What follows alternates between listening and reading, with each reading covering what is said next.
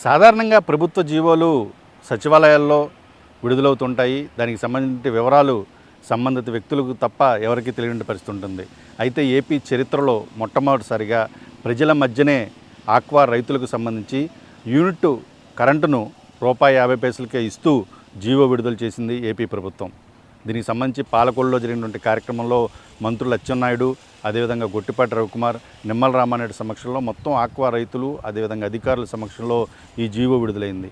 అయితే ఈ ఆక్వా రైతాంగానికి సంబంధించి ఆక్వా పరిశ్రమను ఆదుకునేందుకు ₹50 విద్యుత్ అందించేటువంటి జీవో విడుదల చేయడం వలన ఎన్ని యూనిట్లకు సంబంధించినటువంటి భారం ఎంత మొత్తంలో ప్రభుత్వం పైన పడుతుందో తెలుసా?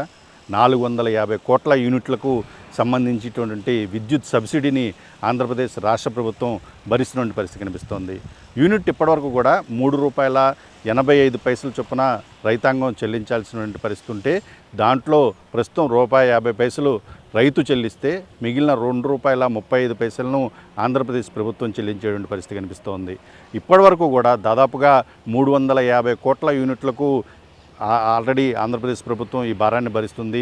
దానివలన దాదాపుగా ₹750 కోట్ల వరకు కూడా ఈ భారాన్ని ఖర్చును ప్రభుత్వం భరిస్తుంది. అయితే దాదాపుగా 66,000 కనెక్షన్లు, విద్యుత్ కనెక్షన్లు ఉన్నాయి. దానికి తోడు ఏదైతే aqua zone, non aqua zone అనే తేడా లేకుండా 10 ఎకరాల విస్తీర్ణ పరిమితిని కూడా తొలగించి ఏపీ ప్రభుత్వం తాజాగా ఉత్తర్వులు జారీ చేసిందో దానివలన 12,500 ఎకరాల విస్తీర్ణానికి సంబంధించి కూడా ఇప్పుడు విద్యుత్ సబ్సిడీ అందించాల్సినటువంటి పరిస్థితి ఆంధ్రప్రదేశ్ ప్రభుత్వం పైన ఉంది. దానివలన ₹1,150 కోట్ల వరకు కూడా భారాన్ని ఆంధ్రప్రదేశ్ ప్రభుత్వం భరిస్తుంది. అయితే ఇంతటి భారాన్ని భరిస్తూ దానికి సంబంధించిన జీవోను ప్రజల మధ్యన విడుదల చేసిందంటే ఆక్వా పరిశ్రమ ఏపీకి సంబంధించిన వరకు కూడా ఎంత కీలకమైందనేది మనం భావించాల్సినటువంటి పరిస్థితి, అదేవిధంగా అర్థం చేసుకోవాల్సిన పరిస్థితి అయితే ఉంది. దాదాపుగా 76,000 కోట్ల విదేశీ మారక ద్రవ్యం ఆక్వా పరిశ్రమ వలన మనకు వస్తుంది. దీన్ని 1,00,000 కోట్లకు కూడా పెంచాలని చెప్పేసి ఏపీ ముఖ్యమంత్రి చంద్రబాబు నాయుడు భావిస్తున్న సందర్భంలో ఆక్వా రైతులు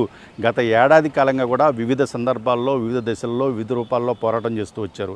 అదేవిధంగా మరోవైపున కూటమి ప్రభుత్వం అధికారంలోకి రాకముందు ₹1.5కే విద్యుత్ అందిస్తామని హామీ ఇచ్చిన నేపథ్యంలో ఖచ్చితంగా హామీలో భాగంగా ఇప్పుడు ఆక్వా రైతులకు ఊరట కలిగించేందుకు ఒక పెద్ద ఊరటని, ఒక డిమాండ్ను, వారి కోరికలను నెరవేర్చిందని చెప్పుకోవచ్చు. అయితే దీంతో ఆక్వా రైతులకు సంబంధించినటువంటి సమస్యలు తీరుతాయా అంటే ఇంకా డిమాండ్లు, చాలా సమస్యలు అయితే వాళ్ళ ముందు కనిపిస్తూ ఉన్నాయి. ఆక్వా పరిశ్రమ ఇంకా విస్తృతం అవ్వాలి, ప్రభుత్వం నిర్ణయించిన లక్ష్యాల ప్రకారం. అదేవిధంగా రైతాంగానికి మేలు జరగాలంటే ప్రధానంగా ఆక్వా రైతులు ఏదైతే ప్రస్తుతం ఫీడుకుంటూ ఉన్నారో ఫీడుకు సంబంధించినటువంటి ధరలు విపరీతంగా పెరిగిపోయినాయి ఇటీవల కాలంలో. ఆ ఫీడ్ ధరలను పెంచాలని చెప్పేసి కూడా రైతులు కోరిన పరిస్థితి. అయితే కేవలం ఈ ఫీడ్ ధరలను తగ్గించాలంటే దానికి సంబంధించి ప్రస్తుతం అంతర్జాతీయ మార్కెట్లో ముడి సరుకుల వస్తువులు పెరగటం, ఏదైతే సోయాబీన్కి సంబంధించి దిగుమతి చేసుకోవాలని ఆక్వా రైతులు కోరుతూ ఉన్నారు. అలా కనుక దిగుమతి చేసుకుంటే మన రాష్ట్రంలో సోయాబీన్ పండించేటువంటి రైతులకు నష్టం కలుగుతుందనేది కొన్ని రాష్ట్రాల నుంచి వస్తున్నటువంటి మాట. దాన్ని కేంద్ర ప్రభుత్వం కూడా పరిశీలిస్తుంది. అలాగే ఫిష్ మీల్కి సంబంధించి అది ఇతర దేశాలకి ఎక్స్పోర్టు పెద్ద ఎత్తున జరుగుతుంది.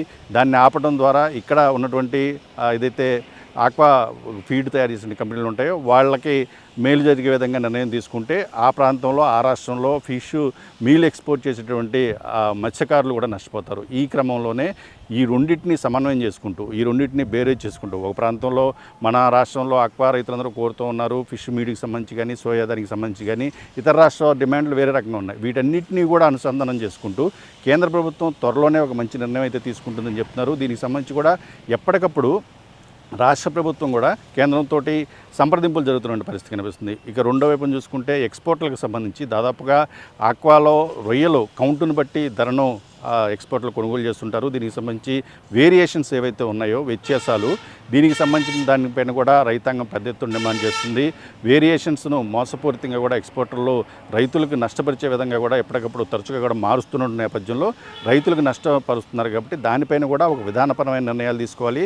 తరచుగా కూడా అప్సడా చట్టాల ప్రకారం కూడా ఈ మొత్తం వ్యవహారం మొత్తం కూడా జరగాలని చెప్పేసి ఆక్వా రైతాంగం కూడా కోరుతున్న పరిస్థితి కనిపిస్తూ ఉంది. ఇక మరోవైపు చూసుకుంటే ఎప్పటి నుంచో ఈ జీవోకి సంబంధించి అటు రాజకీయంగా అయితే అటు అధికార పార్టీ, ప్రతిపక్ష పార్టీలు వేరు వేరు వాదనలు వినిపిస్తూనే ఉంటాయి. అయితే ఈ డిమాండ్లు ఏవైతే ఉన్నాయో, ఈ ఆక్వా రైతులు కనుక కోరుతున్నటువంటి డిమాండ్లు ఏవైతే ఉన్నాయో అవి కనుక నెరవేర్చగలిగితే ఇంకొక 1150 కోట్ల రూపాయల మేరకు కూడా ఆక్వా రైతాంగానికి బెనిఫిట్ జరుగుతుంది. దానివల్ల ఆక్వా పరిశ్రమ అయితే ఆంధ్రప్రదేశ్ రాష్ట్రంలో పెద్ద ఎత్తున కూడా ఇంకా విస్తృతపరిచే అవకాశం కనిపిస్తుంది. ప్రధానంగా చూసుకుంటే ఉభయ గోదావరి జిల్లాలు ఆక్వాకు, ప్రధానంగా రొయ్యలు అదేవిధంగా చేపలు పెంపకానికి ఇవి కేంద్రంగా ఉన్న నేపథ్యంలో ఈ ప్రాంతంలో ఒకవైపున ధాన్యం, వరి పండించే రైతులు, ఉద్యాన పంటలకు సంబంధించినటువంటి వేసే రైతులు, రెండో వైపున రెండు కళ్ళు, ఒకవైపున ఉద్యాన పంటలు, రెండో వైపున ఆక్వా పరిశ్రమ కూడా దినదిన అభివృద్ధి చెందుతున్న నేపథ్యంలో ఆక్వా రైతాంగం మొత్తం కూడా ఈ ఇప్పుడు ప్రస్తుతం ప్రభుత్వం తీసుకున్న నిర్ణయానికి సంతోషంగా ఉన్నారనేది చెప్పుకోవచ్చు.